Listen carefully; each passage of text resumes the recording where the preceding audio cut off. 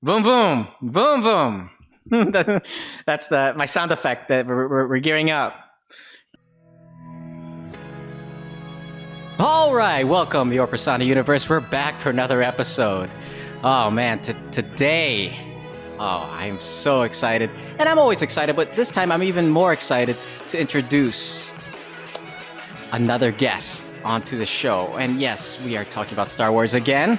This time it's a full Star Wars episode. We're staying on the topic of Star Wars when we switch it up for the second half of the episode. Once again, I'm your host, Reneir Cruise. And now let's introduce our guest. His name is Nick Hanson. And he is what do we call this? He is the designer of many things. He's the designer, let's say specifically, of church things. So with that in mind, let's bring Nick on board here at Your Persona. Nick, welcome. Hello. Hi, Reneir. Hi, thanks for having me. Absolutely, Yes. man. This has been about like 2 years coming, right? I would say like 2 years in the making. Yes. yeah, yes, 2 years in the indeed. making. I know. And now when the invite, like I think about 2-3 months ago, approximately. So now we've been waiting for this about 2-3 Yes. months. And Time kind of flew. I think I remember when you sent the invite. It seemed like yesterday. Yeah. So, yeah, and I'm once again so happy that you're here, and I'm also happy that we got everything set up. So, all right. Yes, So we've talked about you're a designer of many things, and specifically we talked yes.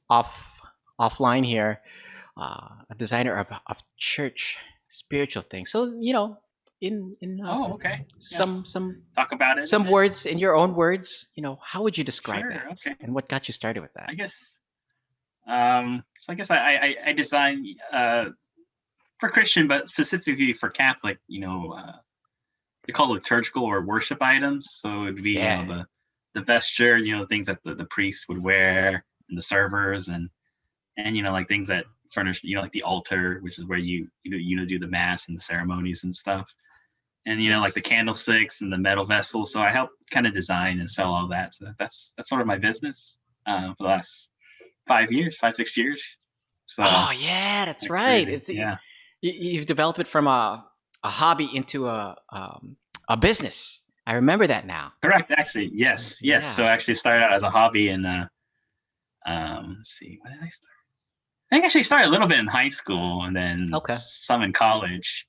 But I guess it was more of a hobby originally. So, but I guess the good thing about a hobby is there's a lot of passion sort of involved in it, and it doesn't feel like a job. You know what I mean? It's more natural.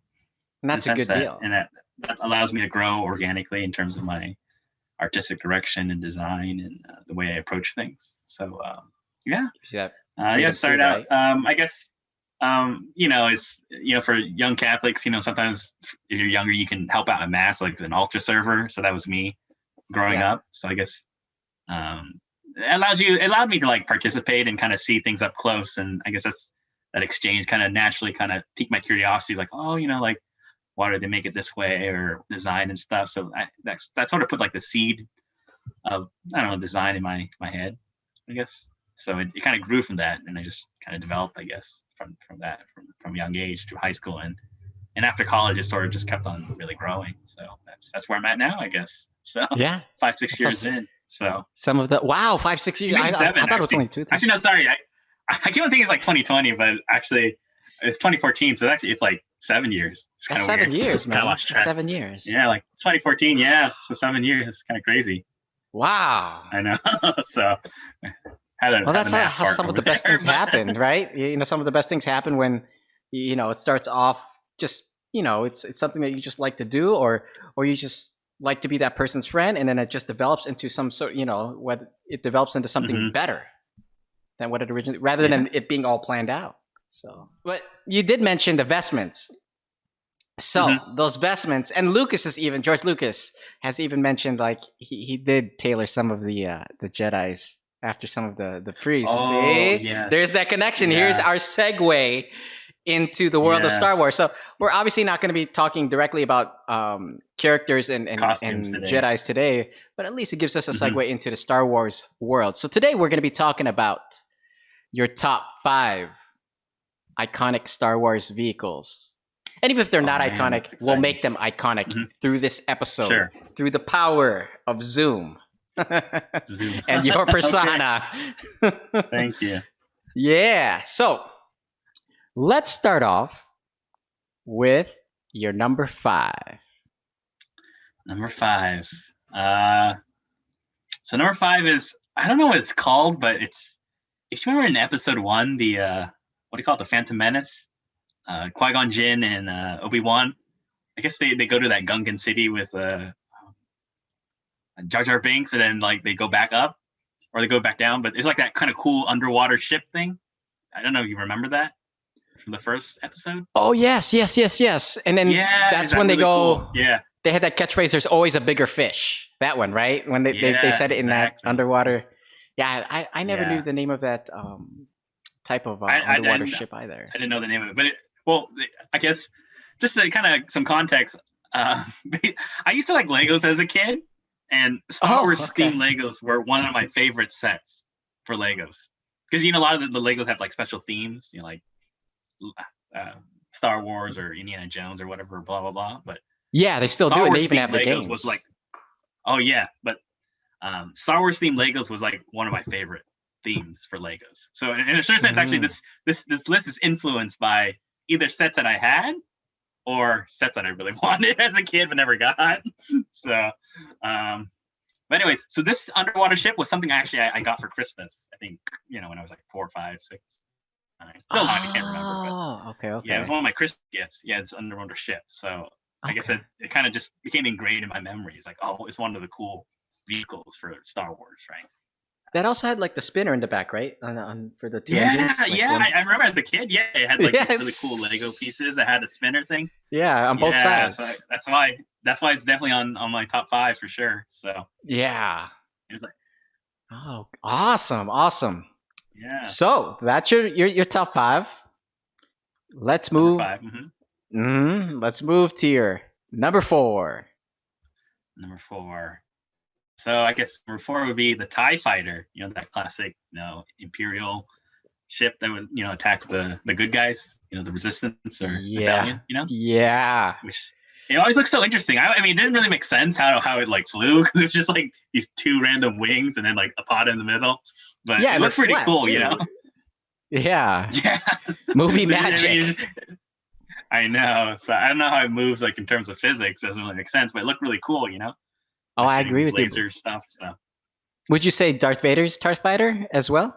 Does that fall into your category of sure favorites? I had that whole family of TIE Fighters. So I think they look pretty cool. Oh yeah. So.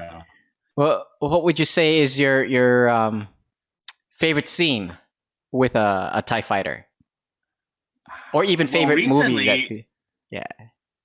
Did you ever watch The Mandalorian? Yes. All like 2 seasons up to this point.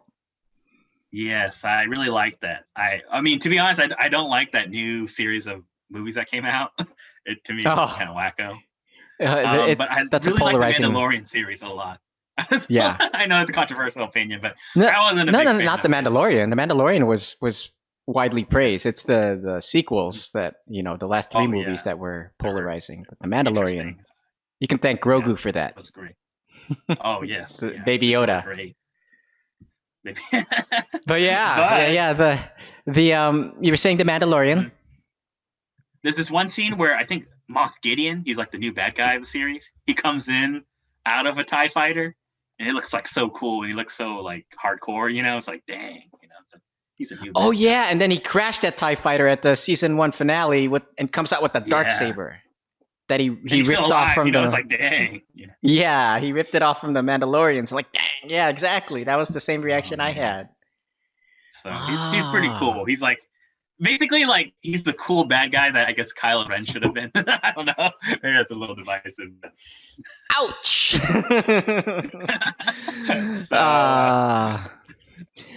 Kylo did. On a side note, Kylo did redeem himself, right? We would say with that kiss to Rey, right? That redeemed him. Quotes. I didn't like that part. Quotes. Oh, I know. I'm saying that in quotes. So for some people, that was a little bit much. For others, they loved it. So that one, once again, that scene was polarizing. On a side note, I know. but yeah. So your number 4 is with the TIE fighters, more specifically TIE with that fighters. scene with Moff Gideon, which I agree with Yes. for sure. And then he cut that TIE fighter up with the darksaber that he ripped off from the Mandalorians. All right. So let's move on, or move forward more specifically, to your number 3. So I guess my favorite type of like, what do you call it, like trooper were the scout troopers. You know, that really cool helmet, and they have like those speeder bikes. I think in like the 6th episode, right, with the Ewoks. You remember that? Oh, in Endor. In Endor, yes, yeah. Yes, the So Force I planet. thought those bikes were really cool, and I did have I that agree. set as a kid. That was for my birthday, I think. So Oh, I you do did? remember that set as a kid. Yeah, and it was really cool too. So that Oh, was a lot of man, fun. It was like a cool speeder bike thing. So Yes. Do you remember the scenes with the Ewoks when the Ewoks would get the strings and knock them over. yeah, and then some of the Ewoks, they would ride the speeder bikes. As I think Wicket did. Wicket, the leader Ewok, he ended up riding one of the speeder bikes in episode 6, if I remember correctly, with some encouragement from Princess Leia. Oh man. Yeah. So did you know also that the swoop bikes? Have you heard of a swoop bike or seen a swoop bike before? What is that? It's still Star Wars in the Star Wars universe. They're not as well known, but or so to speak, that they're from a extended universe of Star Wars, now known as the Legacy universe, since Disney bought Star Wars, and it comes from the Shadows of the Empire universe, which we'll get into in the later part of this episode. And they were inspired by the speeder bikes. They're like the early speeder bikes, prototypes, if you will. Got it. They look a little bit different, and they're slower. The speeder bikes, they're for the namesake, you know, they're pretty fast. But the swoop bikes are not as fast. They're probably half the speed of a speeder bike. Half the speed. Okay. Yeah, and you don't have those cool scout troopers riding the on top, speeder bikes. right? Yeah. Yeah, because I agree with you. The armor, I like the for the scout troopers. Yeah, they look better than the regular stormtroopers. I know. Just that visor, you know, it's like a it just looks really cool. Dang, kind of reminds me of the guy from Halo. Do you remember the Halo, the Master Chief? It kind of looks like a scout trooper. I don't know, maybe they were influenced by it or something, but exactly, it's like a similarity, you know. You know, Bungie, the original creators of Halo, you know, I wonder if there's a interview out there with their creators saying like they did get some inspiration from that. We've talked about your number 3, so let's talk about your number 2. Number 2. Oh, okay. So that's gonna be the AT-AT walkers. Yes. Episode 5, right? The Battle Yes. Yes. Yeah, sometimes known as the AT-AT walkers. Yeah. But why is it that the AT-AT walkers catch you so much? Why is it that they catch your interest so much? I don't know. It's just like these imposing like monstrous giant things, and just like stepping through the snow. You know, it's like it's kind of like their giant snow boots. You know, they're just like clamping down. You know, and going through the snow. I don't know, just so like, you know, when you think of the Empire, you think of this like massive, imposing sort of like, you know, powerful force, and I think that's sort of like the epitome of that, right? In terms of these massive AT-AT walkers that can like crush anything along its path. You know, it's pretty imposing, I think. Yeah, when they first just appear, like as a kid, when you first watch that Hoth scene, you're like, and you see him in the background, you're like, something's about to go down here, and I don't think the rebellion has something to match that up. Your turrets are no match for those AT-AT walkers. They're gonna get blown out. No. So, and that's what happens. Which kind of makes sense, you know, because I guess, you know, they blow up the Death Star, you know, I think the 4th one, right? And they're like, okay, we're gonna come back with full force, and now they're pulling all the stops, you know, and it's going all out. So it's like, you feel the full force of the Empire. They're not going to underestimate these guys, you know, this time, you know. Yeah. Plus, for in addition to what you're saying, the bad guys need to win some, to make the good guys look even better when they win the war in the I end. know. If the good guys are always winning, You're you're like, to make it interesting. Yeah. So that's boring. that's why some people, on a side note, like don't like Superman because, on paper Superman is just nearly undefeatable until Doomsday came along. So that's a side note for another episode. But yeah. Oh, at walkers, I'm getting chills. Oh, plus they had the probe droids. Oh. See, they had the probe droids around the at walkers to give them intel. If you remember that, no wonder those at walkers were so good. But that sounds pretty cool. Yeah, dang. They're the robotic kind of squid-looking droids that go rah, rah, rah, rah, rah, like that, and they're supposed to be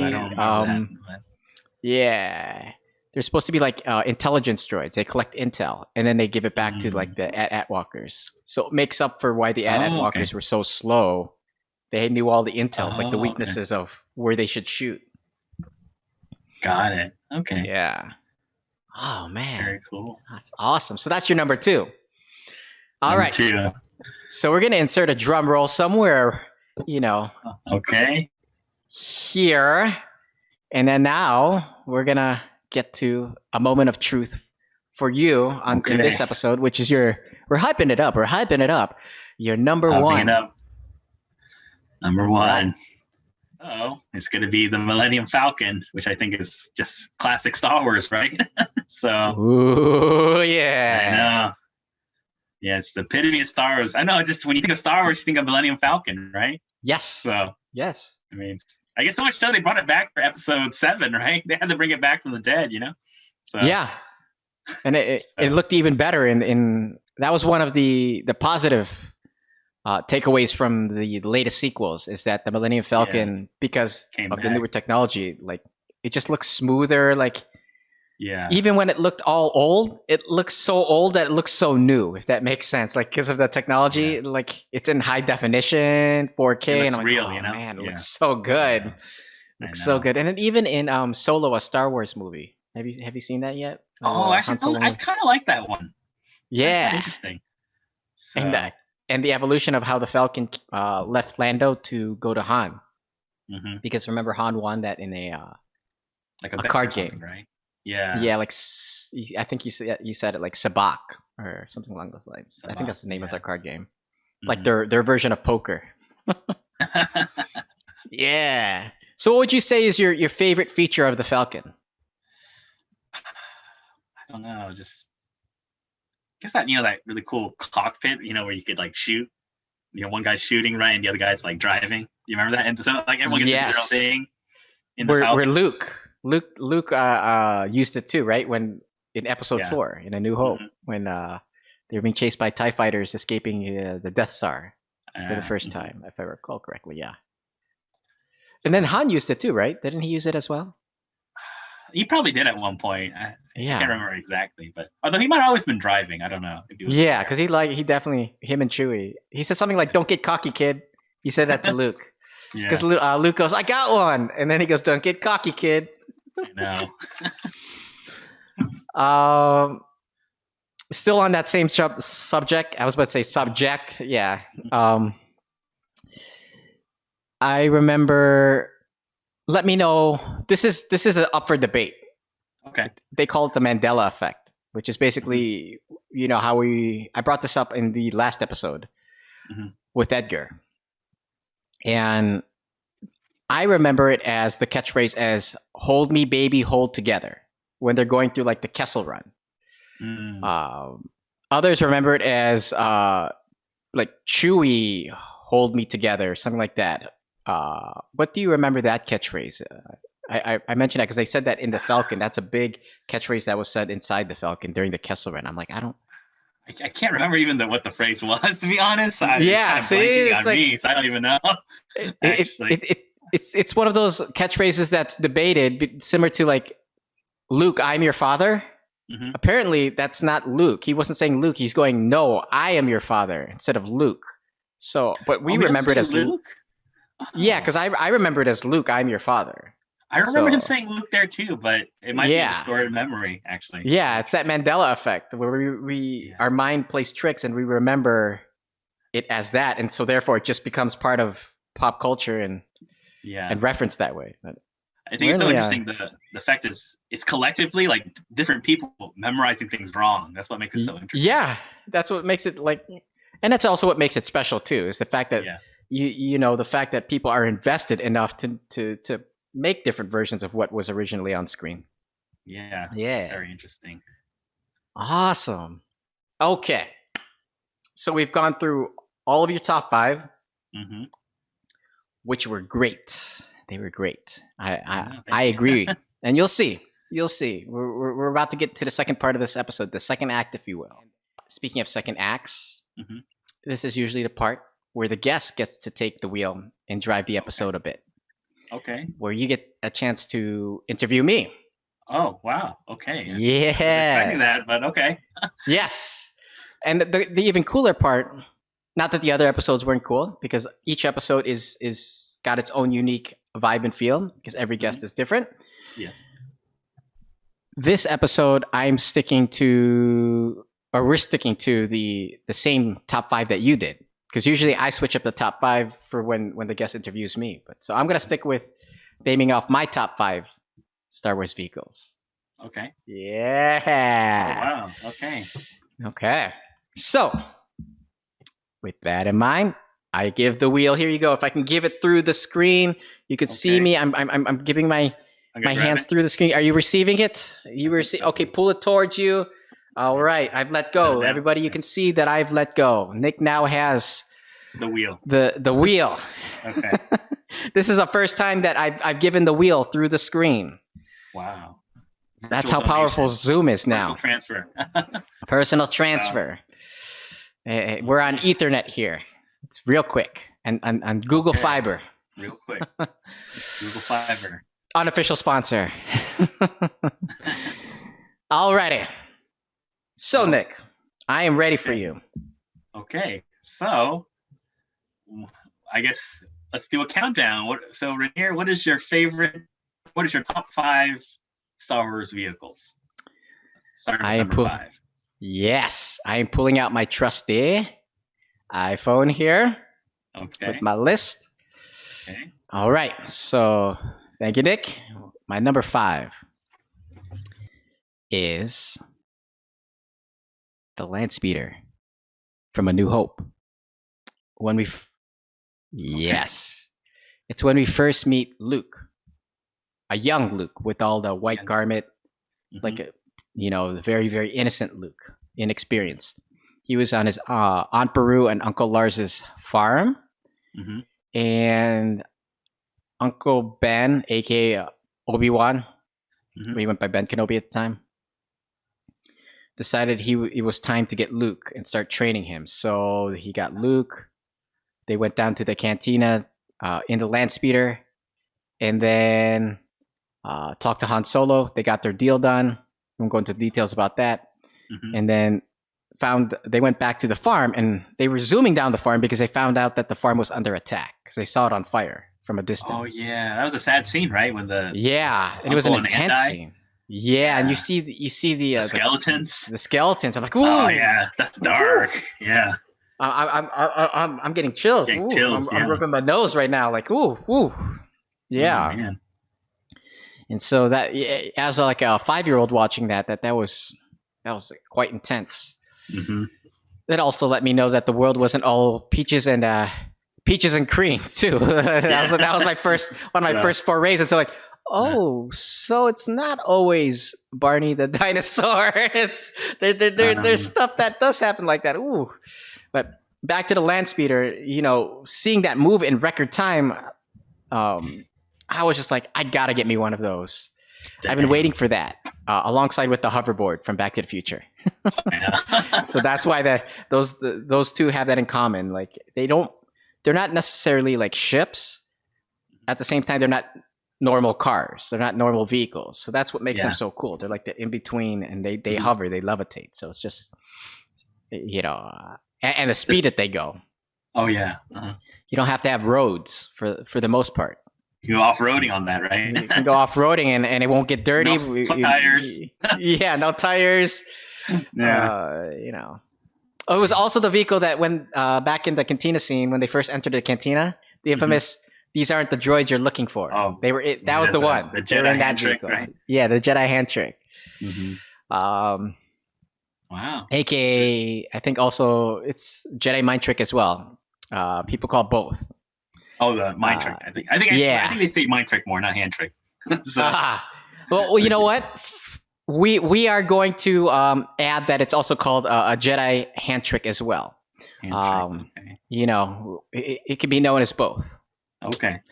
Yeah, that's what we do here at Your Persona. We start things. start things. We start things trending without a hashtag just yet. No hashtag. Cool. So Very that cool. is my number 5. Okay, so let's move on to number 4, right? For you? Yes. Back to my trusty iPhone. Okay. My number 4 is also another type of speeder. It is the snow speeder. The snow speeder. Oh, okay. Yes, because it goes back to your at walkers. Mhm. We're connecting it here because Oh, yeah. because that's how the rebels at least were able to play defense on Hoth. They at least had the snow speeders. You know, the snow speeders weren't obviously as big as the at walkers. They had to use some strategy. So these were the vehicles that had the 2-man cockpit. Yeah. Mm-hmm. Yeah, one was like, and they weren't facing each other. One was Backwards, right? Backwards because of the harpoon. Oh, okay. It's like a And that's how futuristic bobsled, right? Basically. Yes, and that's how they at least played defense. They didn't win that battle because they had to leave their base, right? Base, yeah. Yeah, and that's where Darth Vader almost got the Falcon. He almost captured the Falcon just in the nick of time. They escaped. I know. And that's when Leia said, "One of these days, I'm going to see you be wrong." I believe that was that. Because Han was getting cocky. He's like, "See, we made it." Yeah, that's a side note. Back to the snow speeders. Luke, obviously, he piloted one of those, and seeing him come up with the strategy of like with Wedge. If you remember Wedge Antilles, his best friend or one of his best friends and commanders. They came up with a strategy together to trip up the at walkers. Oh, with the ropes. Yeah, and they had to do it several times because that's how powerful the at walkers are. You can't just do it once and then expect that it's going to, And they lost a couple people in that battle too because the at walkers, those blasters are pretty powerful. Yeah. And of course, Luke got hit, but he didn't die because he's the lead character. You can't kill the lead character. Everybody else is blowing up out of the sky or out of the scene. I think you call that plot armor, right? For like the main characters, you can't kill them because they're essential to the storyline. Yeah, because there's you can damage them up, but like you can't really. And if you do kill them, you bring them back to life. That's the right? So, yeah, that's their superstar. They're invincible, so then, right? Yeah, at least for the storyline. Yes, and then somehow Luke on foot took down an at walker. I don't know. Yeah. Once again, plot device. Like he climbed the leg of an at walker and threw a grenade after using his lightsaber to get in. Cutting the bottom of the at walker and thermal detonator, so to speak. He's a Jedi, that's though. They're the I know soldiers, that's true, and he's one of the. He wasn't at his height of his powers yet at that time. Luke wasn't yet. I know. He was at the height of his powers at the end of Mandalorian. When he went to go collect Grogu. I know, that sounds so bad, like he's a bounty hunter. But remember at the end, you've seen the end of season 2 of Mandalorian, right? Did I? Yeah, Luke Skywalker cameo. Does he come in that? Does he do a cameo? I don't remember that. Maybe I only saw season 1. Shoot. Oh man. Oh, you gotta see season 2 if you haven't seen it. Spoilers. Unless maybe I saw part of season 2. Well, I think the last one I saw was I think it's the one where it's like there's like this lady has like a metal lance and the Mandalorian really wants it. Do you know what I'm talking about? It's like a metal stick. Oh yeah, that's season 2. That's season 2. That's season 2. Oh, and he meets the other Jedi, remember? And she says no to raising him. Oh, Ahsoka. Yes. Ahsoka, right? Yeah. Yes, and then she leads him to the planet where they end up losing the Razor Crest because the Razor Crest gets blown up by like the Empire, by the Dark Troopers. Yeah, and then they end up capturing Grogu. Oh yeah, okay. So then at the end of that season, by that point in time, they were able to recover Grogu. I think it was that episode that they recovered Grogu, and then they sent out a distress signal from that planet to the Jedi that Ahsoka was recommending, and it was Luke. So Luke came to collect Grogu. Oh shoot! Maybe I didn't see the. Maybe I saw some of the. I guess I didn't see the finale then. Okay. Yeah, I would check it out. Yeah, because he was definitely at the height of his powers. And they de-aged Mark Hamill for that. That was Mark Hamill, and they just somehow it's still a little bit creepy, like the de-aging. You know, it's still somewhat. It's like a little bit jarring, but it looked pretty good. Like it's still believable that he was that age. Cool. Dang. So I believe. Cool. So my snow speeder is. That's 4, right? Number or 3. 4. Yeah, my number 4. Yeah, I know because so that also happens here at Your Persona. We tend to have like some side notes, and that's part of the charm of the show. So that's the snow speeder was my number 4. Looking at my phone, and then now it's time for my. What's your number 3? Number 3, yes. Okay, so my number 3, it did make a cameo in Rise of Skywalker if you knew where to look, because there is that end scene. That big battle on Exegol, that Sith planet, and it had all those, like a whole fleet. Destroyers, right out of nowhere. He's like, that whole fleet of destroyers, and then Poe Dameron was like, "Oh, it looks like this is our last straw," and then all of a sudden the rebel call, it got answered. So this ship was part of that, but it wasn't like a major player. But if you knew where to look, like you could see it make a cameo, because there were like hundreds of rebel ships that showed up.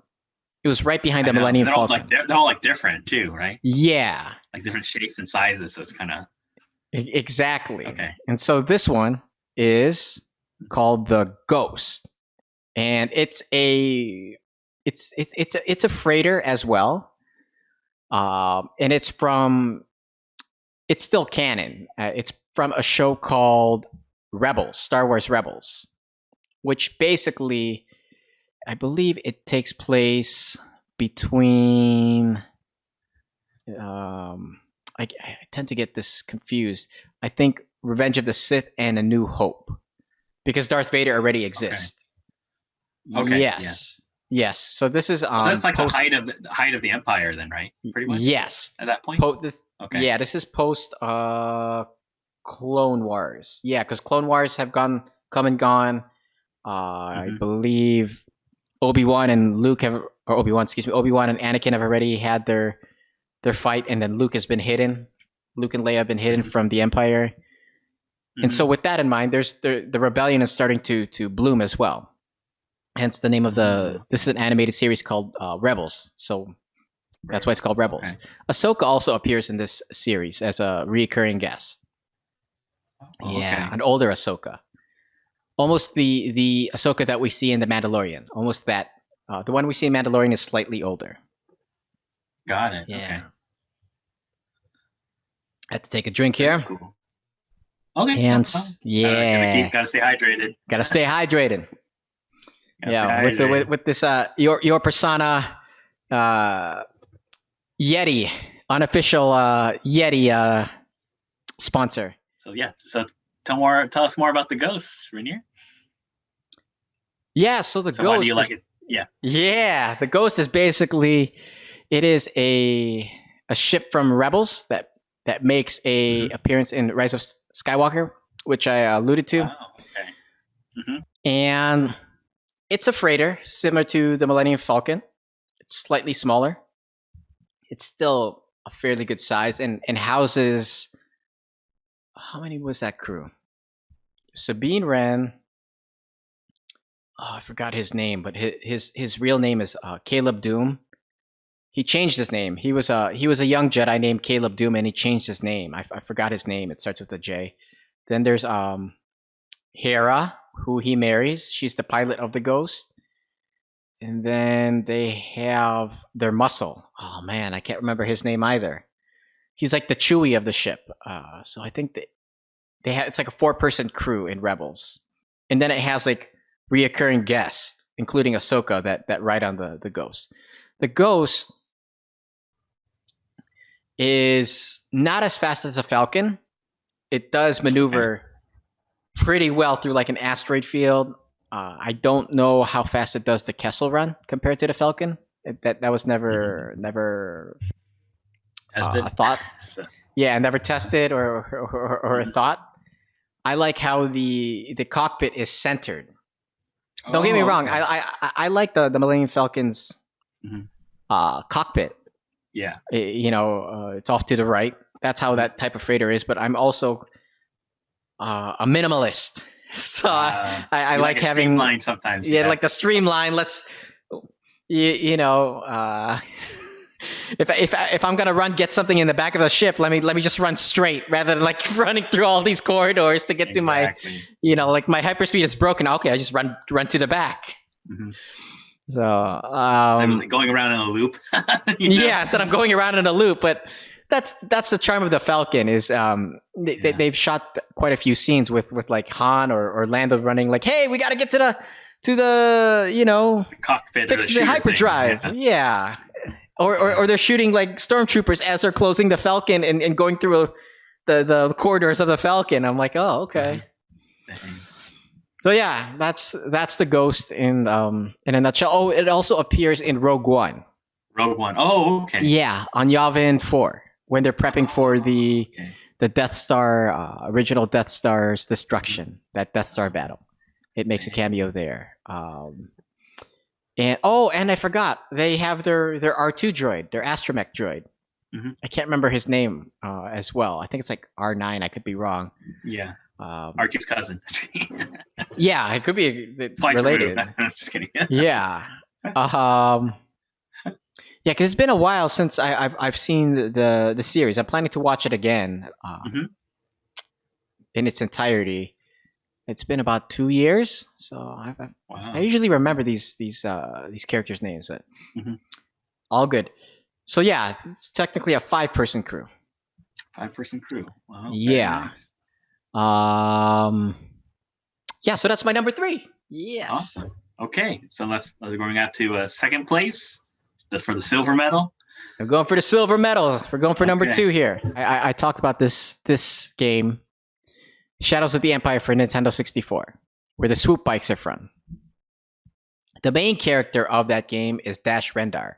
He is basically a Han Solo placeholder because Han Solo was frozen in carbonite at the time, and he needed a smuggler, so to speak, to take his place. And he went over so well with the crowd that when Han Solo came back, they didn't kill him off. Okay. Then Disney bought Star Wars, and he's nowhere to be found, at least for the most part. But back to Dash Rendar and how it connects to my second vehicle. Mm-hmm. He pilots a vehicle very similar to the Falcon, slightly smaller, called the Outrider. Wow. So they're doing they're kind of shifting around a bit, but he's basically like a Han Solo copycat. Almost. Yes, exactly. He's the Han Solo copycat placeholder. Yeah, even the attitude, the ship. The ship looks very similar to the Falcon. Mm-hmm. Oh man. Okay. Yeah, it's just a smaller version. It's not like a long lost twin or something. Could be, or even cousin. Allegedly, the Outrider was also in the Return of the Jedi battle. Allegedly. Really? Allegedly. Okay. Yeah, it could have been retconned. In the story of Shadows of the Empire, the game, it was there because you could pilot the Outrider to go side by side with the Falcon during that battle. Wow. Okay. Yeah. Which Lando was piloting at that time.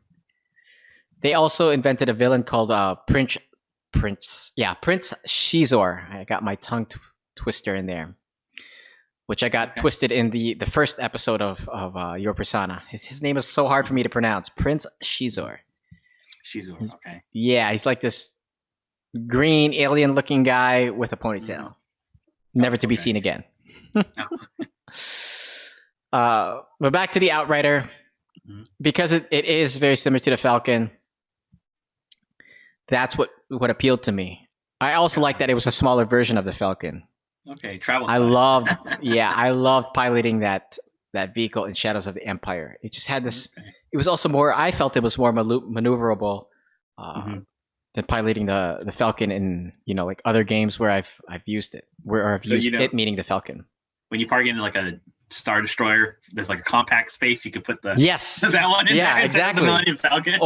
or the Death Star. I can go through the Death Star like. Yeah. Okay. So I think of the Outrider. It looks like a cheeseburger with that side cockpit. That's what it kind of reminds me of. Oh man. Or a mini bagel pizza. Mini bagel pizza. Yeah, with a cockpit on the side. Okay. So you would say that the Millennium Falcon is like the SUV, and then the Ghost Rider. Wait, what was it again? Sorry, Ghost Rider. Oh man, it's like combining the Ghost and the Outrider. The Ghost Rider. Oh, Outrider. Sorry, Outrider. Don't get mad at us, Marvel. We didn't mean it. Because Ghost Rider is a Marvel character too. But the Outrider. The Outrider. That's like the sedan version of sedan or even sports car version because it's that small. It's like a 2-seater. Oh, okay, very sleek. Oh, 2-seater. Okay. Yeah, it's awesome. It is better insurance rates, right? Yes, better insurance rates by Geico. Okay. Oh man, and also the fact that it was piloted by Dash Rendar, who once again is a copycat of Han Solo. Mm-hmm. I mean, it was just too cool in that sense. I personally think if I had a choice, this is a side note of Han Solo over Dash Rendar, and I know a lot of fangirls and fanboys are not going to like this, but I would choose Dash Rendar over Han Solo. I would. I wouldn't choose Harrison Ford over Dash Rendar. Those are two different subjects, but Han Solo over Dash Rendar. No. That's my number 2. Wow. Okay, now for the gold medal, right? The gold medal. You ready? Mm-hmm. Okay. Let's hear it. Who gets the first place in your top 5 list? It's one of the most obvious. It's been said. You said it. Now I'm gonna say it. The Millennium Falcon. Baby. Yes.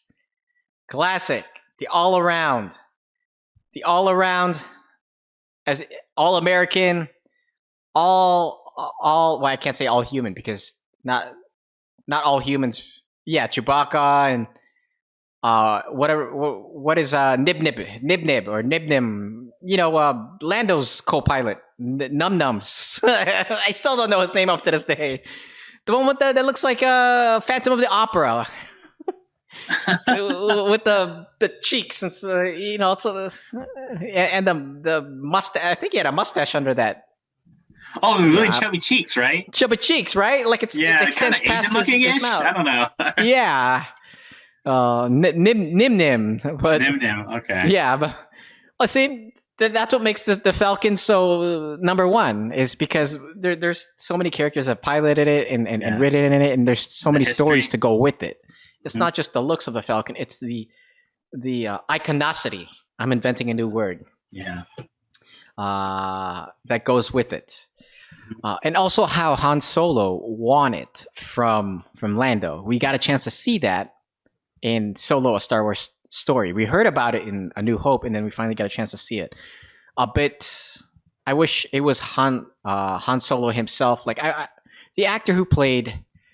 I can't remember his name. The actor who played Han Solo, the young one. Yeah. I would have liked it to be Harrison Ford. And they like CGI him younger. That'd be. Or even like they had some like long lost footage. That would be awesome. Like of Harrison Ford interacting with a young Billy D. Williams playing this Sabacc game. Oh yeah. But this what we got in the Solo A Star Wars Story is still. It wasn't too bad, actually. I kind of liked it. It wasn't too bad. I've seen it a few times, and I believe it gets better over time. Yeah, I actually like. It was kind of cool how they brought like Darth Maul, which to me was always one of the coolest bad guys, but he just died so quickly, and like you just see him in little snapshots in like the Phantom Menace, and then he dies. You know, they didn't really develop him, but it's kind of cool. You can see him at the end of Solo. Oh, Solo, and then you get a chance to see Darth Maul, a lot more of Darth Maul in the animated series. What's that called? I'm just messing with you guys. The Clone Wars. Clone Wars. Oh, yeah, okay. he's a major player, a major villain in the Clone Wars. Oh, dang! I should check that one out. And his brother. Oh, he has a brother? I know, right? I didn't know that. Oh, dang! His more muscular brother. I thought he was an only child. Just kidding. I thought he was an only child too. And I also thought he died. He did not. Oh, dang! Yeah. Oh, he didn't die when like freaking Obi-Wan chopped him in half? No. He's alive? Well, he's alive. He survived after that. Well, I guess if the Emperor can survive a fall, he can survive a chop, right? I know. Being self-electrocuted and falling down a giant tunnel thing and blowing up. If you can survive that, you can survive anything, I guess. Exactly. Somehow, some way, and they'll get into details with it when you watch the Clone Wars, and we're getting to some side notes again, which I love. Darth Maul hangs on apparently to the side of one of the when he's falling, like he hangs onto like a side handle, and his legs fall. So, but he survives. He only has the top half. Only the top half survived, and then he has really? Cybernetic dystopian legs, which evolve over time. Oh, dang. Yeah, they start off as like what did they start off with? Like spider-like. He's like the OG Darth Vader, because Darth Vader is like half, robot. Yes. Yes, you have half cybernetic. Okay. Yeah, he's the he's the OG prototype Darth Vader. Oh, dang. If we're talking from a timeline perspective. Timeline perspective, right? Okay. Yeah. He just gets cooler throughout that show. But I guess his face doesn't get messed up, right? His face doesn't get any more messed up. I say any more. See, it's already scary. It's already well. The thing is actually,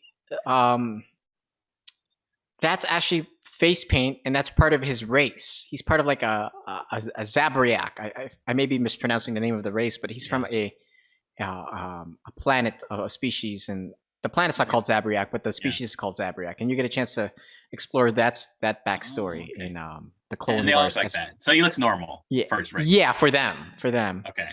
They're not all colored the same. Like his brother's a different color. Oh, what color is his brother? Because he's red. So it's like intense. Yeah, his brother's like this lime green color. He looks. He still has the horns. Threatening. I think the red is just very intense. The red is much better. Green Darth Maul, it's like, oh hi, it's kind of cool, But his brother makes up for it with his because he looks like The Rock. Oh, okay. Yeah. Okay, so that's how his brother makes up for it, through his physique. Because Darth Maul doesn't have the biggest physique. So Darth Maul is like a slim chili pepper, and then and then his brother's like jalapeno. Yes. Yes, and Darth Maul is more intelligent though. Darth Maul has a higher IQ. Okay. That's the big difference. So it would have been cool connecting the vehicles here. It would have been cool to see Darth Maul pilot the Millennium Falcon or the Outrider. Oh, that'd be interesting, yeah. Yeah, if he took over for at least an episode or two, because I've never seen really the bad guys use it. The bad guys pilling even when they captured the Falcon. Remember they captured the Falcon in the latest 3 sequels. They never piloted it. I was like, if I were a villain, which I'm not, clarifying to the URPERSONA universe, I would be like, dang, let me take this for a joyride. Shoot, I did all this work to get the Falcon into into the Bay of a Star Destroyer. Let me just see what this baby can do, what all the fuss is about. Let me see this. I know. I'm gonna push it to its limits. So even if they do get it back, it's not the same Falcon. I know. So that's it. So the Falcon is my number 1. Awesome. And that wraps us up. That brings us full circle, because the number ones. I say number ones because you and I matched up in number ones. Yeah, number 1. I know, right? Oh man. So I'm gonna, if I may, I'm gonna reach through the screen here to grab the wheel from you again. Okay. so you can. All right, I'm gonna grab it. I'm getting it back. Thank you. All righty, I got it. I got the power again. All right. I feel the force flowing through my veins. Okay. This really, I enjoyed this episode as much as I enjoyed the other episodes. Yeah, I enjoyed this episode in a different way, and with that in mind, and I'd like to extend a invite to you to come back onto the show. Yes, I'd be honored. Yeah. I was honored that, and I still am, that you joined me here. Yes. And talking about your top 5 Star Wars vehicles. And thank you for interviewing me on my top 5 Star Wars vehicles as well. And this is my first podcast ever, so it's I know. It's an honor to do it with you, actually. So. Oh man, you did so well. You did so well, and I'm going to lead this in the episode. You did so well in. Just like how I thought about it, visualized it in my mind. It came to so life. next episode will still be on Star Wars. We'll when you do come back, we'll have a new topic on Star Wars, and it will be a different type of episode. Oh, okay. It won't be a top 5. It'll be different. Okay. Yeah, because the idea here is, and this is the first time I'm mentioning this to the Your Persona universe, is top 5 episodes are introduction episodes. We're introducing the guests to the Your Persona universe. Okay. This is a way for them to get to know you guys. Okay. And you specifically, Nick. And then the next episode, when a guest comes back, I'm thinking, I believe, will be more of like a reaction episode. We'll watch something together, or we'll look at something together, and we're gonna react together. Oh dang! Okay. I seen those on YouTube. Those are kind of fun to watch. Yeah. But we're gonna do it together. Okay. This is not just a 1-person show; it's a 2-person show. Okay. All right, Nick. So thank you for joining here on Your Persona. Thank you for having me. Yeah, looking forward to having you back, as we just talked about. So here at Your Persona, we have a catchphrase, and I've mentioned this before, and just in case you haven't heard it yet, where it comes from, it's a combination of hooray and oorah. Oorah is a military battle chant. Okay. So combined, it is hoorah. So I'm going to count down with the 3, 2, 1. Okay. Then after that, we're gonna say hoorah together. So after it's gonna go 3, 2, 1, and then we're gonna go hoorah. Okay. And then we're gonna wish the crowd a good night. Good night. Even though we're recording this through the day, we're gonna wish it a good night. Okay. Because we would hope that they're not watching this during their working hours. Hopefully we don't want them to get in trouble. Okay. All right. Are you ready, Nick? Sure. Yes. This is exciting. I've been told by some other guests. It's exciting for me too. So, all right. Boom, boom, boom, boom. That's my sound effect that we're gearing up. 3, 2, 1. Hoorah! Yes. Okay. Thank you. Good night. Stay, but somehow I get stuck. Never learn from this, thinking it's for certain, but somehow it resurfaces. It seems I'm always searching, and my curse to always circle this. You finally reach the end, but then you lose your friends, and I can just pretend, man. I feel I never win. I'm a failure, man. At least that's what they're telling you. Times I still believe it, have to fight it on the regular.